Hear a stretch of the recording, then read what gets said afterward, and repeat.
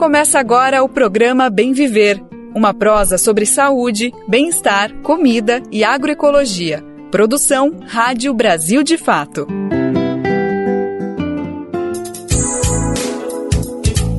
Olá, tudo bem? Que maravilha te saudar, e ainda mais nesse dia, né? Bora, meu povo, que hoje é ela. É sexta-feira, dia 4 de abril de 2025. A partir de agora vamos curtir o nosso Bem Viver, o programa que junta ideias para um mundo mais justo e solidário. Temos o prazer de marcar mais esse encontro sonoro preparado com todo carinho e dedicação para você.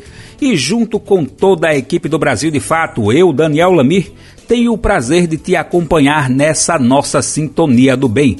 Na pauta de hoje tem, por exemplo, os direitos dos povos originários e a defesa do meio ambiente.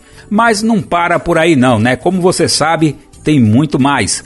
Tem ainda memória, verdade e justiça e ações afirmativas, entre outras. E para não restar nenhuma dúvida, eu trago agora mesmo as manchetes do dia. Estudo aponta a presença de agrotóxicos em áreas de proteção ambiental. Liderança indígena Kleber Caripuna fala sobre os preparativos do acampamento Terra Livre 2025.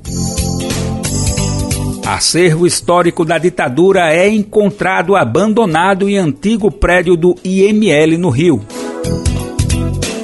Unicamp aprova cotas para pessoas trans, travestis e não binárias em cursos de graduação.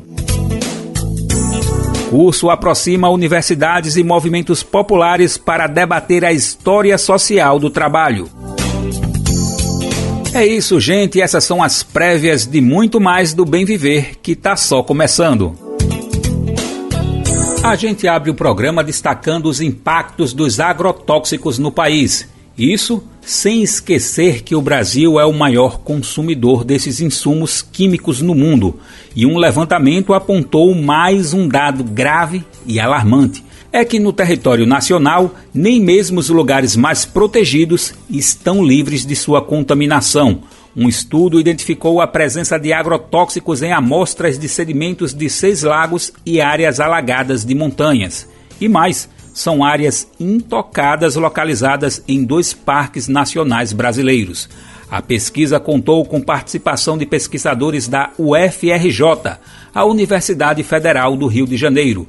Vamos saber mais na reportagem de Leonardo Fernandes. O estudo desenvolvido por pesquisadores do Instituto de Biofísica da Universidade Federal do Rio de Janeiro analisou sedimentos de lagos e áreas alagadas no Parque Nacional do Itatiaia e do Parque Nacional da Serra dos Órgãos, ambos localizados no Rio de Janeiro e sob gestão do Instituto Chico Mendes de Conservação da Biodiversidade. Nas amostras foram encontrados 17 tipos de venenos, incluindo herbicidas, inseticidas, fungicidas e acaricidas. Os produtos mais frequentemente detectados foram o carbendazim e o carbaril. Já o clorpirifos foi o que apresentou as maiores concentrações e risco ecológico potencial. Esse inseticida, amplamente utilizado em lavouras, é apontado como altamente tóxico e relacionado a problemas neurológicos em fetos e crianças. Mas se esses lagos estão localizados em terrenos de altitude, dentro de áreas protegidas e intocadas, como esses produtos químicos foram parar lá? Cláudio Parente, um dos pesquisadores envolvidos, explica. O que é mais interessante, né, e por isso é importante a gente discutir, levar para uma ampla discussão um resultado como esse, é a capacidade dessas substâncias de percorrerem longas distâncias, né, através, elas podem percorrer basicamente de 3 formas. Sendo volatilizadas, tá? Então em forma de gás, ou associadas a partículas, né? E partículas sólidas ou aerossóis, que são, né, pequenas gotículas. O que a gente mostra nesse trabalho é que os agrotóxicos eles não respeitam fronteiras. Para Alan Tigel, integrante da campanha permanente contra os agrotóxicos e pela vida, embora o estudo se concentre nas áreas protegidas e intocadas, os estudos são um alerta para toda a população. Esse estudo chama a atenção, para o aspecto da poluição ambiental e que, como mostra o estudo, não está restrita às áreas diretamente afetadas pelos agrotóxicos, o que também nos leva a crer que a saúde humana, e as pessoas também estão expostas a esses agrotóxicos em áreas muito distantes de onde o veneno é utilizado. Então, às vezes, quem está na cidade, quem está em lugares protegidos, pensa que o problema não está diretamente relacionado consigo.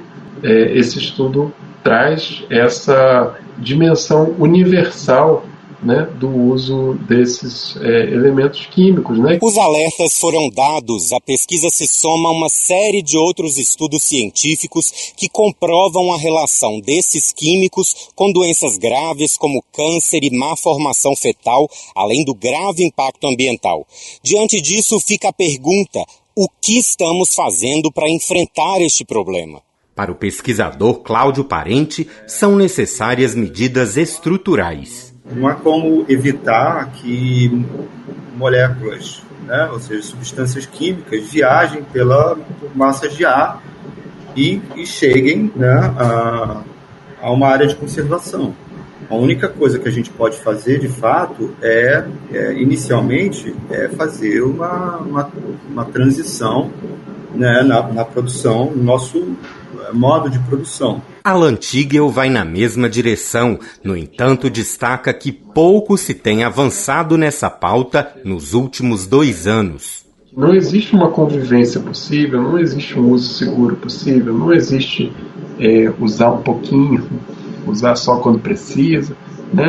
Nada disso resolve o problema central, que é o modelo de produção, que é essa forma em que o capitalismo se apropria da produção agrícola, dos espaços rurais e vai, ao mesmo tempo, expulsando as comunidades, envenenando os locais e tornando o campo um lugar inóspito de se viver e contaminado por tudo que é lado. Alan Tigel destaca que uma das promessas ainda não cumpridas pelo governo federal sobre essa pauta é a atualização do Programa Nacional de Redução de Agrotóxicos, o PRONARA, que existe desde 2012 e que ainda não teve o decreto assinado pelo presidente da República. Nós tivemos no ano passado, se não perdi a conta, 6 adiamentos do lançamento do PRONARA. E aí tivemos no final do ano, no dia 3 de dezembro, um lançamento que não lançou. Então foi feito um seminário, foi feito tudo, mas o decreto mesmo não foi assinado. Nesse momento o decreto está pronto. Havia uma expectativa de um lançamento agora em março, também já não foi cumprida. Em nota, o Instituto Chico Mendes de Conservação da Biodiversidade afirmou que as medidas necessárias para a garantia de proteção desses territórios contra os efeitos do uso de agrotóxicos não estão relacionados diretamente à gestão dos parques, envolvem a restrição ao uso de agrotóxicos e regulação das atividades industriais, de forma a reduzir a liberação desses poluentes na atmosfera. No comunicado, o ICMBio critica a aprovação da nova lei de agrotóxicos em 2023, que, segundo o órgão, facilitou a liberação de produtos tóxicos como os encontrados no estudo. De Brasília, da Rádio Brasil de Fato, Leonardo Fernandes. Bom, esse é mais um estudo que não deixa dúvidas da necessidade de outro modelo de agricultura no Brasil e no mundo.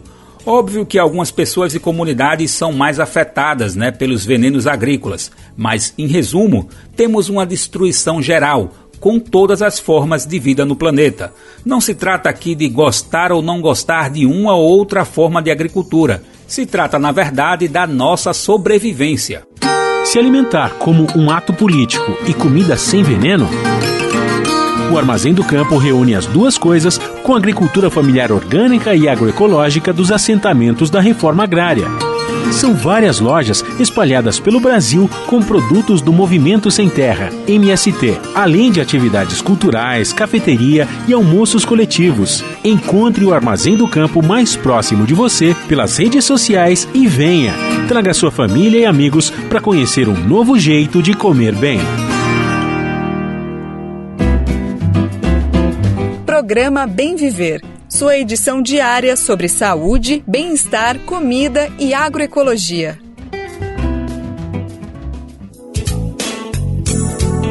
Bom, chegou um alerta de mensagem e eu vou ler para você, viu? É um recadinho do coração. E eles são sempre bem-vindos, né? É que a gente compartilha aquele bilhete sonoro de toda a equipe do Brasil de Fato. Não esquece da gente não, tá? É que precisamos da sua colaboração para continuar produzindo conteúdos de qualidade com todo o rigor jornalístico que você já conhece e confia. Nosso trabalho é e sempre será trazer a visão popular dos fatos tanto no Brasil quanto no mundo. E você pode nos ajudar através do nosso Apoia-se, a plataforma que ajuda nessa contribuição. E esse apoio pode ser no valor que você puder, que estiver ao seu alcance. Assim você se junta a quem luta contra a desinformação e constrói um futuro melhor para todos e todas. E aí, bora nessa? É fácil. Acesse apoia.se/Brasil de Fato. O link também está na descrição deste episódio nas plataformas de podcast. Estamos contando com você. Brasil de Fato, uma visão popular do Brasil e do mundo. Leia e ouça as informações que mais interessam no seu dia. Política, economia, direitos humanos, cotidiano, saúde e cultura, tratados com pluralidade e diversidade. Jornalistas, articulistas e movimentos populares reunidos em um só veículo. Esse é o Brasil de Fato. Conteúdos em texto, áudio e vídeo que informam e contribuem na luta por uma sociedade mais justa e fraterna. Quer ficar por dentro? Então acesse brasildefato.com.br.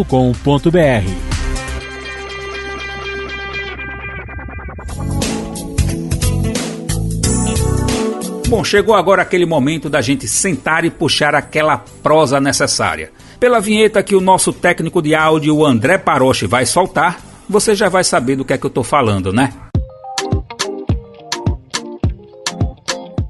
Conversa Bem Viver. A luta dos povos indígenas no Brasil é secular. Desde a invasão europeia, os povos originários têm resistido a diversas formas de violência. E a luta permanece até os dias de hoje em meio a disputas por território, desmatamentos e exploração predatória de biomas. Os povos originários também seguem na busca pelo reconhecimento pleno de seus direitos. Entre as muitas vozes que se destacam nessa luta está a de Kleber Caripuna, liderança do povo caripuna do Amapá. Ele é coordenador executivo da Articulação dos Povos Indígenas no Brasil, a sigla APIB, que neste ano completa 2 décadas de existência. Também tem sido uma peça-chave na defesa de direitos indígenas, denunciando violações e articulando mobilizações tanto no Brasil quanto no mundo. E na próxima semana, Kleber Caripuna se junta a milhares de lideranças indígenas de diversas regiões do país em Brasília. Isso por conta da realização da 21ª edição do acampamento Terra Livre, o ATL 2025, que começa já na próxima segunda, dia 7, e vai até a sexta-feira, dia 11. Esse é o maior encontro de mobilização indígena do país, e Kleber Caripuna é uma das pessoas que está à frente da organização. Serão realizados debates sobre políticas públicas, denúncias de ameaças e diversos outros atos para fortalecer a resistência.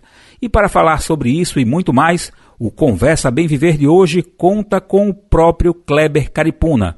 Então, Kleber, seja muito bem-vindo aqui ao nosso programa e agradecemos por topar mais essa conversa aqui no Bem Viver. Obrigado pelo convite novamente, a toda a equipe do Conversa Bem Viver, ao nosso público que deve estar aí nos acompanhando, escutando o programa. Estamos aqui nesses preparativos do nosso 21º acampamento Terra Livre, que semana que vem se inicia, de 7 a 11, e aí com a expectativa de um público em torno de 6.000 indígenas, lideranças indígenas vindo de todos os cantos do Brasil. Esperamos aí fazer uma boa realização do nosso 21º acampamento, né, umas boas discussões sobre as principais pautas, né, dos povos indígenas, do movimento indígena brasileiro, e sair do acampamento com resultados positivos e promissores aí para a caminhada, né, para a sequência da caminhada, né, da luta dos povos indígenas do Brasil. Kleber, nós que agradecemos, e para a gente começar aqui o nosso papo no Conversa Bem Viver, eu quero já puxar sobre o ATL 2025, né? O evento está marcado para começar agora na segunda-feira e o lema é "A PIB somos todos nós em defesa da Constituição e da vida". O que é que a gente pode esperar dessa edição do Acampamento Terra Livre? Exatamente, né? Decidimos o lema principalmente, né, em relação à comemoração, porque também é um fator para se comemorar, né? 20 anos aí, como você bem frisou, 2 décadas, né, da PIB, da nossa articulação dos povos indígenas do Brasil. Então é um motivo de comemorar, mas também, né, o acampamento é um motivo de reafirmar as nossas lutas, as nossas principais bandeiras. Então por isso que o lema do acampamento esse ano é "A PIB somos todos nós", né, em defesa da Constituição e da vida, porque entendemos que, né, a PIB nesses 20 anos, o movimento indígena, na verdade, nessas últimas, né, 5 décadas, né, vem se fortalecendo, se estruturando, né. Hoje temos, né, no formato da PIB, né, uma organização do movimento indígena nacional que articula e congrega vários povos, lideranças indígenas, organizações do Brasil inteiro, com essa perspectiva de dar continuidade à luta dos povos indígenas, né, pelos seus direitos, né, garantidos constitucionalmente, pela defesa da demarcação das terras indígenas, por políticas públicas, né, muito mais próximas da realidade dos povos indígenas, seja no aspecto da política de educação, de saúde, né, de fortalecimento das atividades produtivas, enfim, de diversas pautas. E o tema, né, o lema do ATL esse ano vem para reafirmar tudo isso e defender, né, por isso que a gente fala, né, em defesa da Constituição e da vida, porque é defender a nossa Carta Magna, né, que nos deu ali a garantia, né, da efetivação plena desses direitos, né, que hoje está numa grande ameaça, né, nos tempos da conjuntura atual, sob uma grande ameaça de tentarem mexer na Constituição, principalmente no artigo 231, que é o artigo que garante, né, aos povos indígenas a demarcação dos territórios tradicionais, originários, né, dos povos indígenas, desde quando a invasão, né, do nosso país ocorreu lá em 1500, né, até hoje, né, há um déficit gigantesco, né, do Estado brasileiro para com os povos indígenas do Brasil em relação à demarcação do território, né, e tentam hoje também mexer nessa nossa Constituição, né, não só no artigo 231, mas em outros artigos, enfim, para tentar fragilizar, né, e não efetivar o direito pleno, né, dos povos indígenas ao seu território. Em defesa da vida também, porque entendemos que, né, sem nosso território, né, não há, né, sobrevivência dos povos indígenas no seu modo próprio, né, tradicional, né, das suas culturas, das suas tradições, né, a manutenção da sua língua, enfim. Então, toda a concepção de vida dos povos indígenas está muito atrelada, intrínseca ao seu território.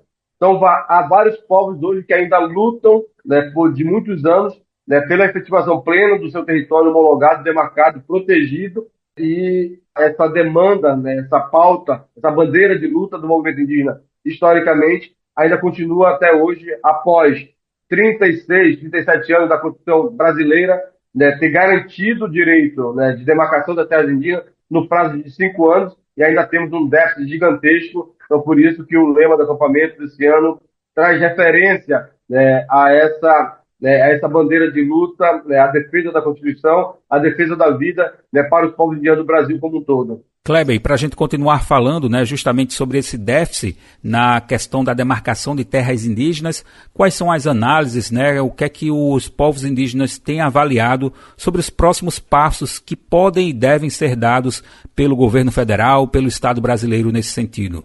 Nós temos aí um cenário, bom, acho que é uma temática, né, importante para nós, principalmente, né, bom, a nossa principal bandeira de luta desde quando o movimento indígena, né, organizado começou a se estruturar, né, lá na década dos anos 70 e vem sendo até o dia de hoje, enquanto, né, todos os territórios indígenas do Brasil não tiverem, né, garantidos, né, homologados, né, entregue para os mais diversos povos indígenas, e não só entregue e homologado, mas também protegidos, seguros, né, recuperados e com políticas públicas adequadas acontecendo.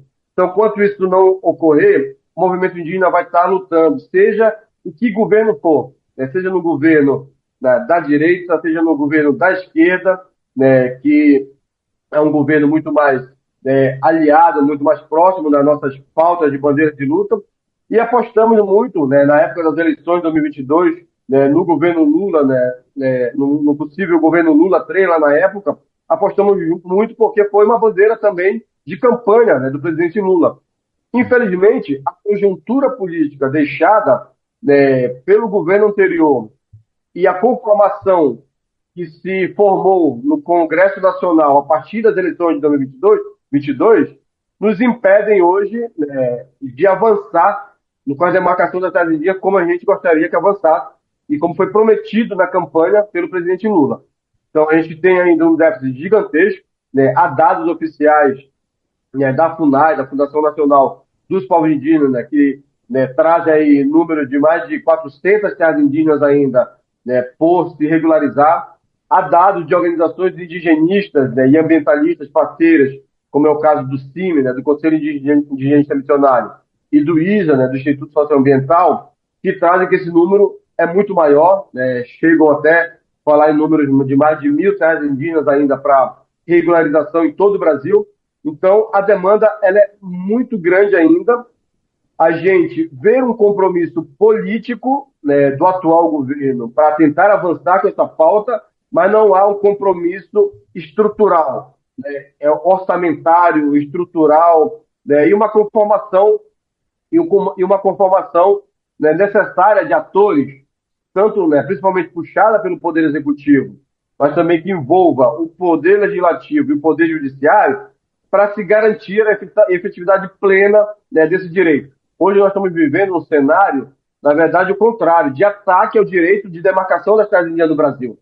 É um direito que foi garantido na nossa Constituição de 88, hoje está ameaçado. Nós temos uma PEC, por exemplo, uma proposta de emenda à Constituição de número 48, que tenta mudar o texto constitucional que garantiu aos povos indígenas o direito aos seus territórios originários, o direito dessas terras serem demarcadas, homologadas, e essa PEC hoje tenta flexibilizar, fragilizar esse direito, mexendo com o texto constitucional. Então nós vivemos uma conjuntura hoje de enfrentamento, né, político, e aí envolve os três poderes, né, com o movimento indígena, com o direito à demarcação das terras indígenas, que tenta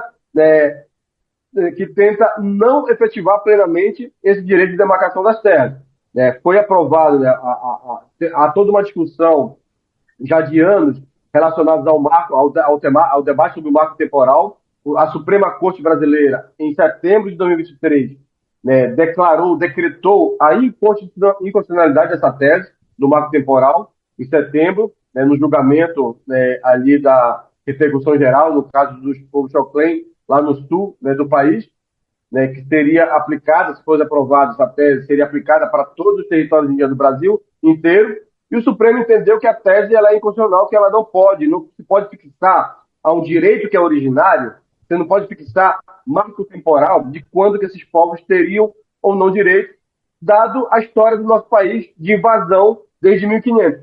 Então, se nós tivéssemos que fixar uma data temporal, essa data é de 1499, do ano de 1499, e não de 88, como era, né, a proposta, né, dos parlamentares anti-indígenas que queriam fixar essa tese. O Supremo, né, decidiu sobre esse ponto, mas não contente, o Congresso brasileiro aprovou a Lei 14.701 em dezembro do mesmo ano. Né, o Supremo definiu a inconstitucionalidade em setembro de 23, em dezembro de 23, o Congresso aprova a Lei 14.701, tentando, a partir dessa lei, estabelecer o marco temporal e, pior ainda, abrir os territórios indígenas para tudo que não presta, para mineração, para grandes empreendimentos, tudo que impacta, né, o modo de vida, né, a cultura de um povo indígena dentro do seu território, tentando abrir os territórios para todo tipo de ameaça nesse sentido. Então, hoje a gente está vivendo um debate sobre a garantia do direito constitucional de demarcar as terras indígenas, mas, por outro lado, a tentativa de flexibilizar de fragilizar e até mesmo de acabar com esse direito de demarcação das nossas terras, né? Tanto é que o ministro Gilmar Mendes, do Supremo Tribunal Federal, inventou, né, em abril do ano passado, de 2024, uma tal de Câmara de Conciliação, que a gente chama, né, de Câmara da Morte, porque a ideia dessa Câmara é sentar com diversos atores, né, do Poder Legislativo, do próprio Judiciário e do Executivo, para tentar negociar nosso direito, né, principalmente o direito territorial.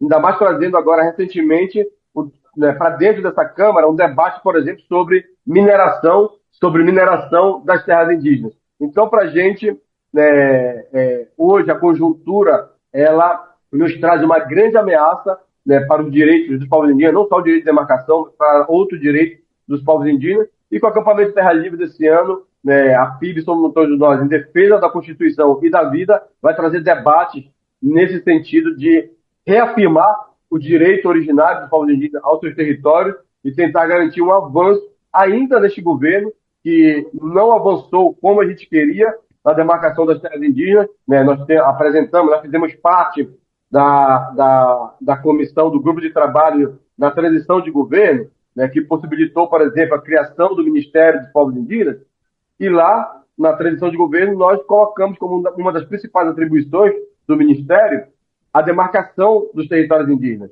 E o próprio Congresso, na votação da MP, que reestruturava a esplanada do Ministério, retirou, né, essa atribuição do MPI. Mas vamos continuar e apresentamos uma lista de 14 terras indígenas. Nós estamos falando isso em janeiro de 2023. Nós apresentamos uma lista de 14 terras indígenas que estavam aptas à homologação. Até hoje, apenas 13 terras dessa lista de 14 foram homologadas.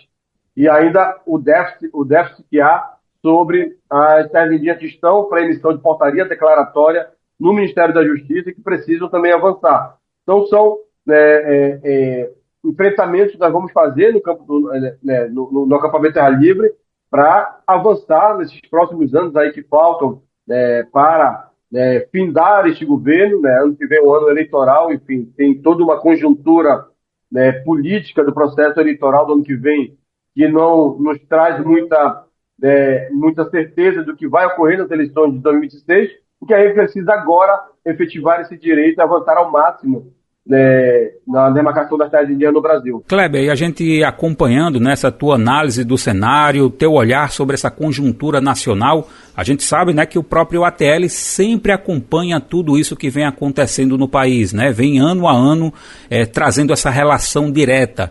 Então, considerando essa edição, né, de 2025, que começa na próxima segunda-feira, será que temos novidades em relação às edições anteriores, por exemplo, comparando com 2024?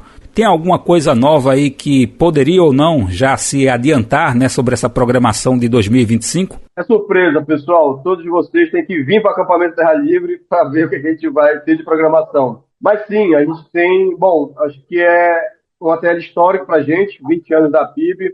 Então, estamos fazendo aí toda uma programação que a principal mudança em relação ao acampamento do ano passado é um processo de maior organização da distribuição dessas programações, não só da plenária principal do acampamento. Nos últimos anos, a gente vem concentrando muitas pautas na plenária principal do acampamento, e esse ano a gente está organizando uma programação que vão ocorrer em várias tendas regionais, que são das organizações regionais que compõem a PIB, que vão debater muitas questões também relacionadas aos problemas das suas regiões, né, em várias regiões do Brasil, né, que vão culminar, né, numa discussão, né, na plenária principal. Então vamos ter programação na tenda da COIAB, na Amazônia Brasileira, na tenda da APOIME, na região nordeste do Brasil, né, na tenda da ARPINSUL, na região sul do Brasil, enfim, em várias tendas das regionais e outras tendas, que a gente está chamando de tendas, né, multitemas, onde está sendo trazido vários outros debates, por exemplo, sobre, né, o processo de uma parceria com o CNJ, um processo sobre a mudança do nome, a troca de nome na certidão a partir da resolução do CNJ. Então vai ter um debate sobre isso e uma tenda, né, de multitema, a tenda sobre, né, a discussão da luta das mulheres indígenas no Brasil, né, sobre a educação escolar indígena, enfim, sobre o tema da saúde indígena. Então, temas que vão estar sendo debatidos em tendas multitemas, né, em um público menor, que vão congregar depois numa plenária principal, né, e é óbvio, também dentro da nossa programação aí, por ser um ano da COP30, um ano da COP de mudanças climáticas, da COP de clima, aliás, né, no enfrentamento às crises climáticas, não poderíamos deixar de fazer uma plenária especial sobre a discussão do enfrentamento à crise climática que nós precisamos fazer, todos nós que nos preocupamos com o futuro do planeta, com o futuro da humanidade, com todos os desastres que estão ocorrendo por conta das mudanças climáticas. Nós vamos ter uma plenária específica para debater esse tema e o caminho que nós estamos percorrendo, queremos percorrer até a COP30 em Belém esse ano, que vai ocorrer a COP na Amazônia, no Brasil. Então, também é uma temática importante. Estamos ainda em diálogo, não temos uma confirmação sobre a possível vinda também do presidente Lula no acampamento, para que a gente consiga, diferente, uma das questões diferentes que nós fizemos esse ano, ao invés de se ele confirmar a presença e as partes ministeriais também virem ao acampamento, diferente dos anos anteriores, que a gente lia um documento político com as demandas do movimento indígena, o que nós fizemos diferente esse ano foi, há 30 dias atrás, encaminhar um documento robusto com todas as demandas dos povos indígenas do Brasil, na área da educação, na área da saúde, na área da cultura, na área do fomento das atividades produtivas para a agricultura familiar indígena, na área dos programas sociais, como Minha Casa Minha Vida, saneamento para as comunidades, enfim, diversas áreas. Construímos educação, enfim, sobre a saúde, construímos um documento robusto, encaminhamos para o governo federal, para diversas pastas ministeriais, há 30 dias atrás, e que nós queremos respostas, seja ele vindo no acampamento ou não, nós queremos respostas sobre essas demandas. O que o governo federal está pensando para esse próximo 1 ano e meio aproximadamente, que já temos aí para findar este governo, o que nós temos de resposta concreta, de entregas a serem feitas para os povos indígenas do Brasil nas diversas áreas. E é óbvio também, está aí dentro dessas demandas, qual é o plano do governo federal sobre a demarcação das terras indígenas. Então, é uma programação completa, vasta, e aqui vai ter, além das apresentações culturais, das noites de apresentação cultural, exibição de filmes, apresentação culturais, enfim, diversas programações sendo pensadas aí para receber o nosso público, as lideranças, e também a importância de realizarmos as nossas grandes marchas da mobilização do OTR que a gente faz todo ano. Então, sendo pensado em uma grande marcha que vai ocorrer tanto no dia 8 de manhã, uma marcha que vai rumo ao Congresso Nacional, principalmente por conta de uma programação que vai estar ocorrendo no Congresso nesse dia, uma solenidade em homenagem aos 20 anos da PIB, e também uma grande marcha no dia 10, que é a Marcha pelo Clima, que a gente está chamando, a marcha A Resposta Somos Nós. A resposta somos nós, todos nós. Esse nós não é somente os povos indígenas do Brasil, não é somente os povos indígenas do mundo. É todos nós, todas as pessoas, todos os governos, todos os cidadãos, a comunidade nacional e internacional, que nos preocupamos com o futuro do planeta e da humanidade.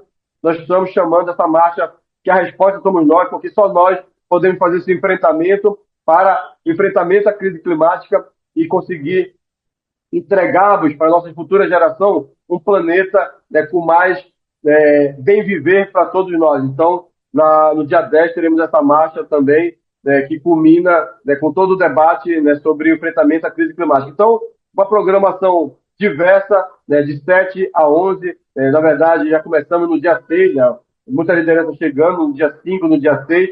No dia 6 vamos ter uma programação mais recreativa, no Eixão. O Eixão fecha todo domingo aqui em Brasília para o público em geral. Vamos ter um espaço ali no Eixão de divulgação do trabalho da PIB, de venda de materiais da PIB, de apresentações culturais, artísticas, de indígenas, de música, enfim, venda de comida típica, peixe, beiju, ali no espaço do Eixão, no dia 6, durante todo o dia, ali no Eixão cultural, aqui em Brasília. Então, são diversas programações sendo pensadas e se culmina aí no encerramento no dia 11, e se Deus quiser, com um resultado muito positivo dessa nossa 21ª edição do Acampamento Terra Livre. Kleber, o tempo da gente aqui está curto, mas para fechar eu gostaria de fazer uma última pergunta, e para ela puxando, né, os conceitos de memória, verdade e justiça.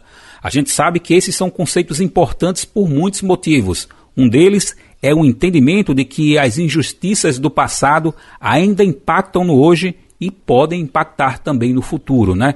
E acho que destacar também que no dia a dia a gente vê esses conceitos serem mais associados, né, mais aplicados à luta contra as injustiças de golpes e ditaduras militares.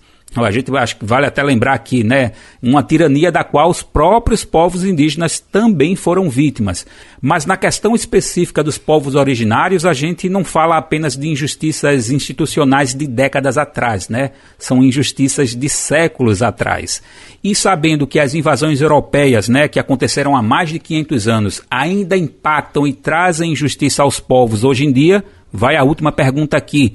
O que se pensar nesse sentido, né, de se entender também essa luta mais ampla dos povos originários nos conceitos de memória, verdade e justiça? Foi até bom você ter feito essa pergunta, porque eu esqueci que citar na nossa programação, inclusive, há uma plenária específica para debater esse tema, né, da justiça de transição, né, para não repetição sobre todos os crimes que ocorreram com os povos indígenas do Brasil, não somente no período da ditadura militar.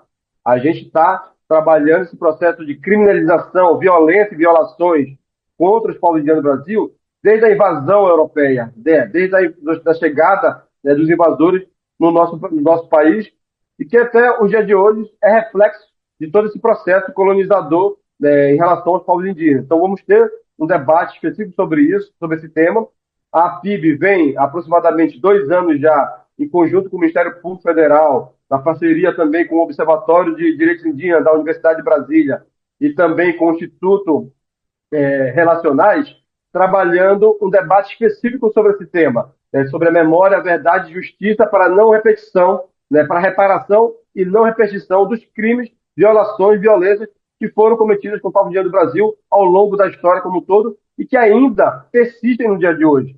A gente vê o reflexo do que vem acontecendo, né, nas áreas de ocupações, de retomada de terras indígenas, que vários povos indígenas estão fazendo ao longo, né, de todo o território brasileiro, o ataque, as violências, os assassinatos, né, que vem ocorrendo, né, o povo Guarani Kaiowá, por exemplo, no Mato Grosso do Sul, o povo Pataxó, na Bahia, né, no extremo sul da Bahia, enfim, em outras regiões do Brasil, né, essas violências, assassinatos, é reflexo de toda essa história, né, negativa, sobre toda essa história opressora, colonizadora, né, do nosso país em relação, né, aos povos indígenas do Brasil. Então, esse tema vai ser um tema debatido também na plenária do Acampamento Terra Livre. Estamos nesse processo, desse fórum, né, essa parceria com o que eu citei, com o MPF, o BIND e Institutos Relacionais, criou um fórum, que é o Fórum Nacional de Memória, Verdade e Justiça, que congregou hoje mais de 40 instituições, né, da sociedade civil, do sistema de justiça, né, de órgãos de governo, né, e do movimento indígena, para debater neste fórum quais são as medidas que nós temos que tomar agora, né, tanto para continuar investigando esse processo. Nós sabemos que no relatório, né, da Comissão Nacional da Verdade trouxe, né, alguns casos e trouxe 13 recomendações lá no relatório, né, da Comissão Nacional da Verdade, específico sobre, né, as violações, né, violências e violações cometidas contra os povos indígenas na época da ditadura. E o que nós queremos trabalhar agora é um processo mais amplo, né, que essas violações e violências não foram cometidas somente no período da ditadura militar. Então, o trabalho que está sendo feito por esse grupo, por esse conjunto de atores, é continuar investigando casos emblemáticos em várias regiões do Brasil. Né, tivemos, por exemplo, o caso Krenak, agora muito recentemente, né, que foi, até que enfim, né, foi, né, reconhecido, né, toda a atrocidade cometida contra o povo Krenak, né, um processo também de reparação, né, de pedido de desculpa, né, ao povo Krenak, mas para a gente apenas a reparação e o pedido de desculpa não é suficiente. A gente precisa fazer um debate para que crimes como esse, violações, violências como essa, não se repitam no futuro. Então ainda tem muito debate e muito que se fazer sobre esse tema para a gente poder, de fato, garantir aos povos indígenas não só a reparação, não só os pedidos de desculpa, mas também, né, o não cometimento desses crimes, né, e a proteção desses povos, né, para toda a vida. Então, é um debate que a gente vai estar fazendo também, né, no ATL, né, e que vamos continuar, né, estamos fazendo um debate já há 2 anos atrás e vamos continuar fazendo essa discussão no âmbito da FIB e das nossas organizações regionais que compõem a FIB. Então, Kleber, a gente agradece, né, por essa conversa tão importante aqui no Conversa Bem Viver, e portas abertas aí para outro momento. Estaremos acompanhando o ATL 2025, né, esse movimento, essa movimentação, esse ato tão importante para os direitos indígenas. Perfeito. Eu que agradeço o convite do programa Conversa Bem Viver. Estamos à disposição. Convidamos a todos aqui a prestigiar e acompanhar nosso acampamento Terra Livre, de 7 a 11, né? Semana que vem, 7 a 11 de abril já, aí na portinha para começar. Estamos aqui nos preparativos para receber todas as nossas lideranças do Brasil inteiro e também o público em geral que vai estar nos prestigiando e acompanhando e somando a força da luta com a PIB, o movimento indígena brasileiro, né, na luta aí dos povos indígenas na defesa dos seus direitos. Obrigado e estamos à disposição. Conversa Bem Viver.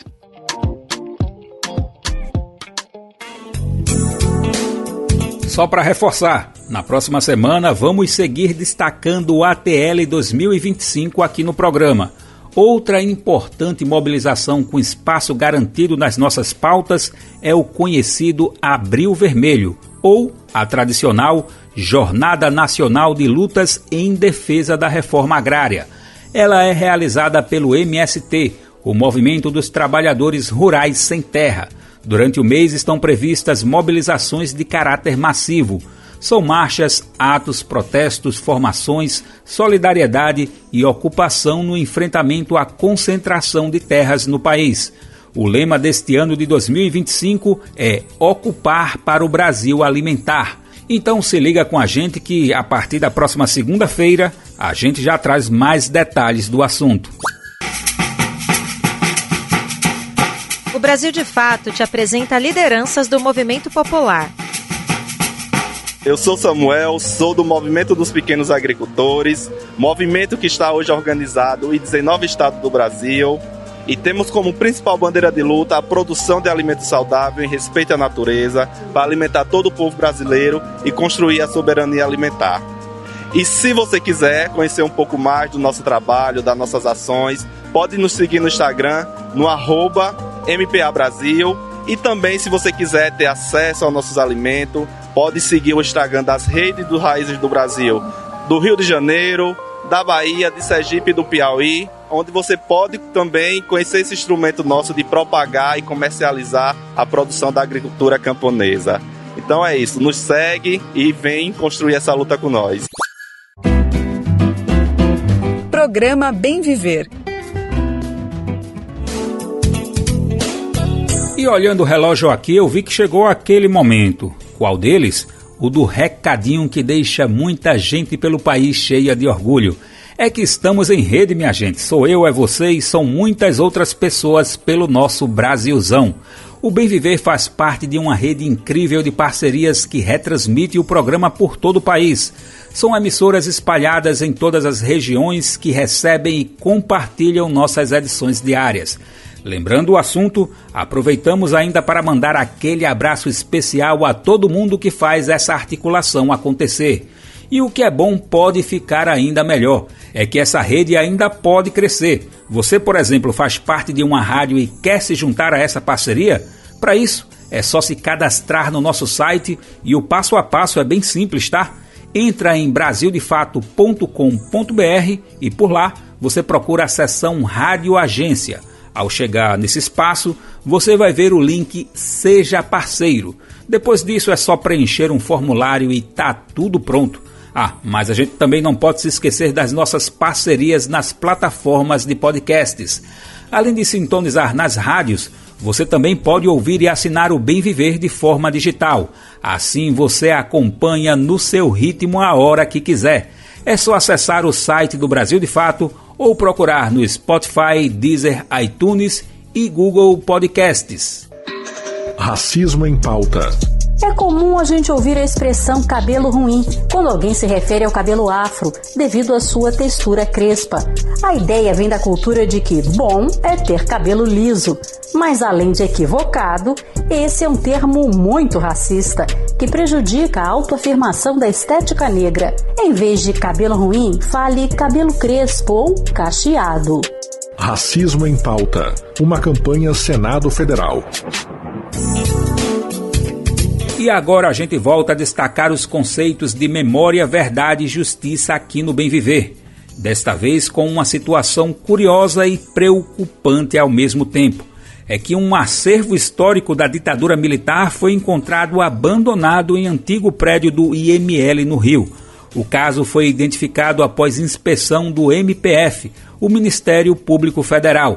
Ela ocorreu na semana passada com o objetivo de garantir a preservação do acervo que está no local.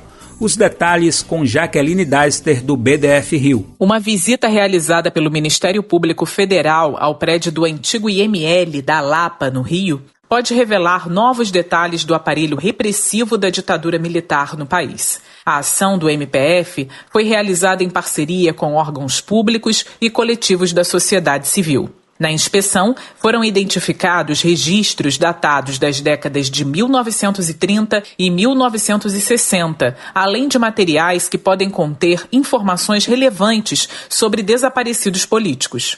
Também foram encontradas as fichas funcionais de agentes da polícia e detalhes sobre violações a direitos humanos cometidas no período. Quem explica é o historiador Lucas Pedretti, membro do coletivo Memória, Verdade, Justiça e Reparação do Rio de Janeiro, uma das entidades envolvidas na iniciativa. É uma documentação que, sem dúvida nenhuma, tem uma relevância muito grande para comprovar, por exemplo, aspectos menos conhecidos dos casos de graves violações de direitos humanos da ditadura, das mortes e dos desaparecimentos, mas ela, para além disso, ela pode ser objeto de inúmeras pesquisas históricas que podem revelar aspectos desconhecidos, né, do regime da ditadura. Então, por isso que elas precisam ser amplamente disponíveis para que todos os interessados possam pesquisar, acessar, né, e para que a gente possa construir um conhecimento cada vez mais aprofundado sobre aquele período.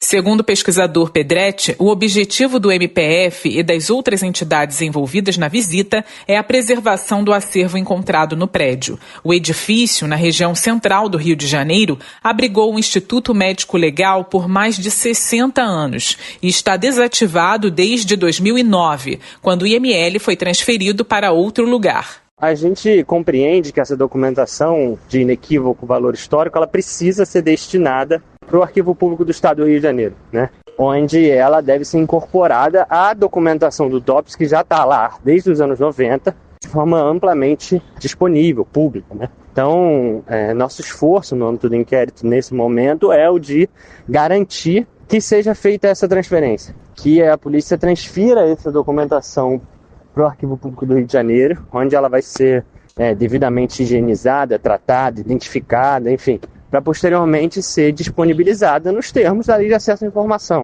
Também participaram da visita representantes do IPHAN, Instituto do Patrimônio Histórico e Artístico Nacional, e do INEPAC, o Instituto Estadual do Patrimônio Cultural. A comitiva contou ainda com o apoio do Arquivo Público do Estado do Rio de Janeiro, da Secretaria Estadual de Polícia Civil, da UFRJ e do Grupo Tortura Nunca Mais. Após a visita, houve uma reunião na sede da Procuradoria da República do Rio de Janeiro para discutir os resultados da inspeção no IML. Outro objetivo foi estabelecer um calendário de visitas ao local para verificar a quantidade de registros e avaliar seu estado de conservação, pavimentando a organização do acervo. Em um segundo momento, será avaliado outro local mais adequado para a guarda provisória dos documentos. Do Rio de Janeiro, da Rádio Brasil de Fato, Jaqueline Deister. Bom, e a gente sabe, né? Esse olhar para o passado não é e nunca foi estático, petrificado. Precisa ser sempre contado e recontado sob a luz da justiça social. Você adora ler, ama livros e gostaria de entender melhor o nosso país? Imagine receber todo mês um kit com um livro e um dossiê que te ajuda a entender a nossa sociedade hoje, por um preço baixinho e com frete grátis para todo o Brasil. Este é o Clube do Livro da Expressão Popular. Para saber mais, acesse o site expressãopopular.com.br e escolha seu plano. Assine agora. Expressão Popular. 20 anos na Batalha das Ideias.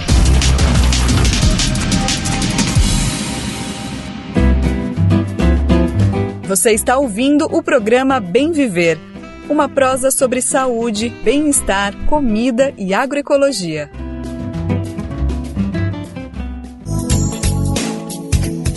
Cansaço para falar? Jamais! A gente não cansa de dizer isso não, viu? Não cansamos nunca de dizer que é um prazer ter você aqui com a gente acompanhando o nosso Bem Viver. Essa sintonia nos enche de alegria e queremos te deixar ainda mais conectado e conectada com o que realmente importa. Já pensou em receber as principais notícias do Brasil de Fato direto no seu e-mail? Isso é simples e rápido. Basta se cadastrar no nosso site e escolher os temas que mais te interessam. Assim você fica sempre bem informado e informada sobre os acontecimentos do Brasil e do mundo. E tudo com aquela análise crítica e popular que só o BDF tem.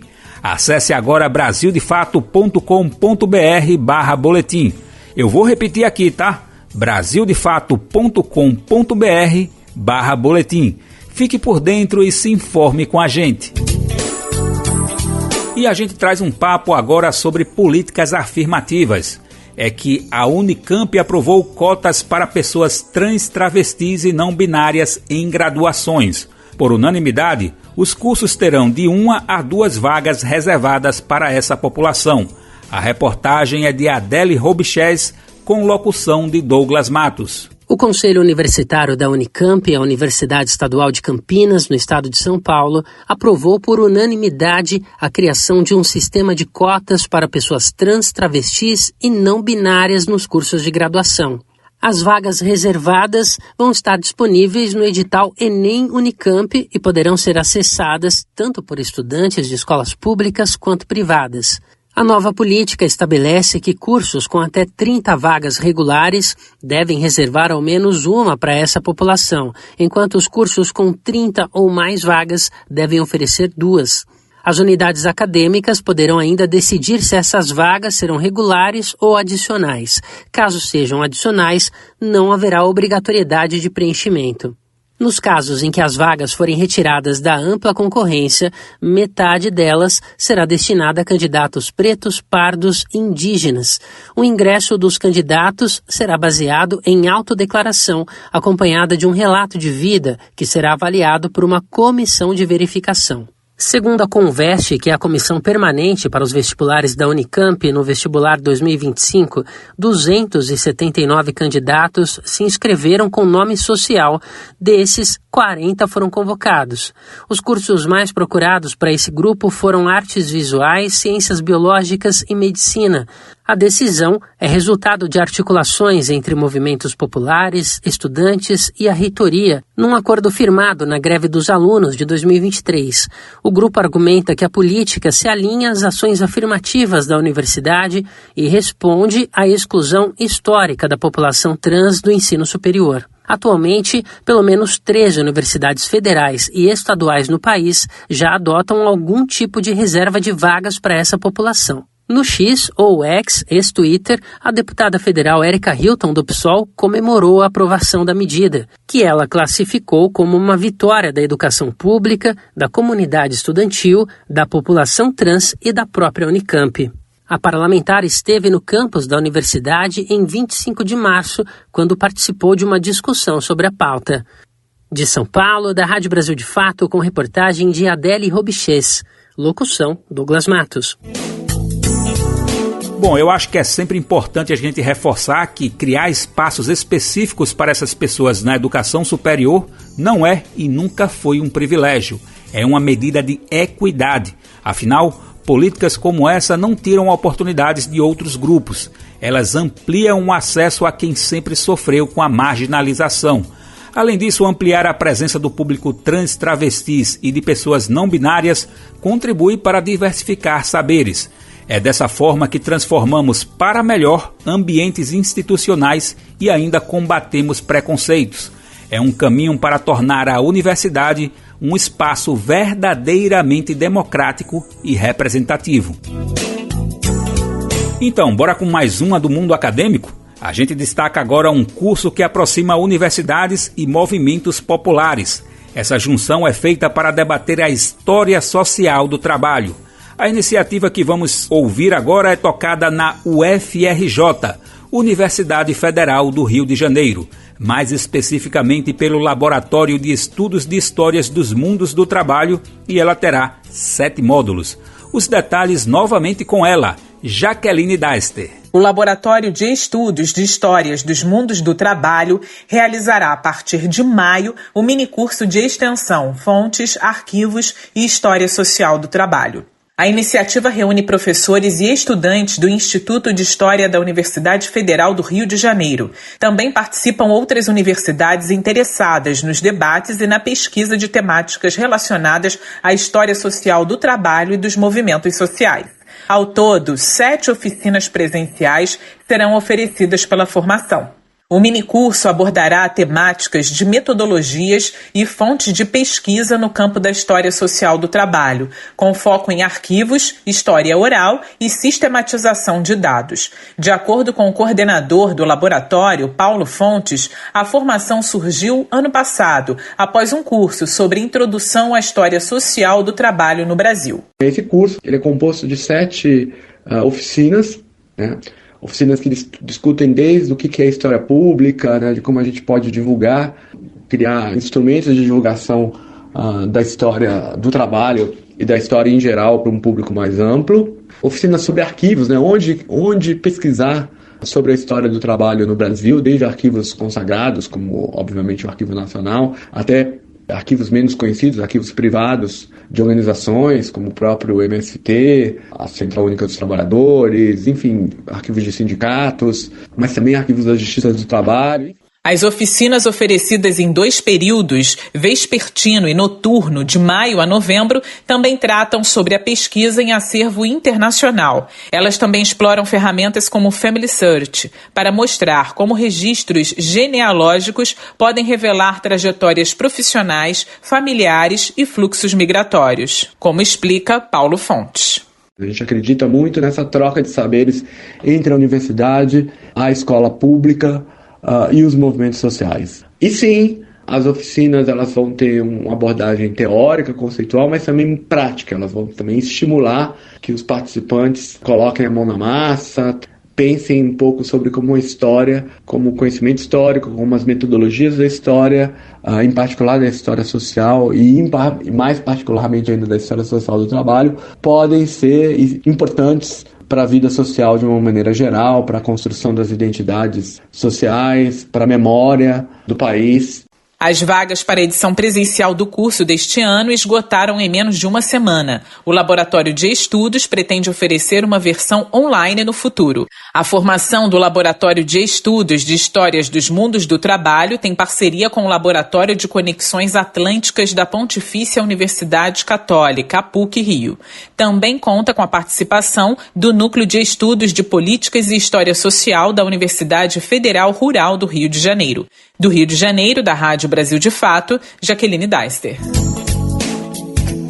Bom, e com essa a gente vai encerrando a edição de hoje. Bora sextar, né, minha gente? Até porque é da memória da luta da classe trabalhadora que se fez do descanso um pedaço de justiça.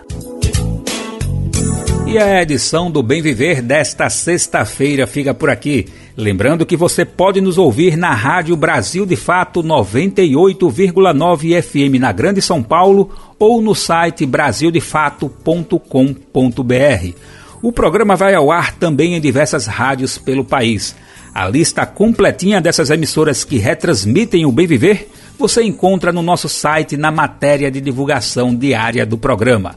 Aproveitamos para agradecer esses veículos por estarem com a gente. O Bem Viver também fica disponível como podcast no Spotify, Deezer, iTunes e Google Podcasts. A apresentação e roteiro do programa foi comigo, Daniel Lamir. A edição e produção foi de Douglas Matos e também comigo, Daniel Lamir. Trabalhos técnicos de Lua Gattinone, Adilson Oliveira e André Paroche. Coordenação de áudio e vídeo Monize Ravena. Direção de programas de áudio Camila Salmásio. Direção executiva Nina Fidelis. Apoio toda a equipe de jornalismo do Brasil de Fato. Um grande abraço a todos e todas e até mais. Você ouviu o programa Bem Viver, uma prosa sobre saúde, bem-estar, comida e agroecologia. Produção Rádio Brasil de Fato.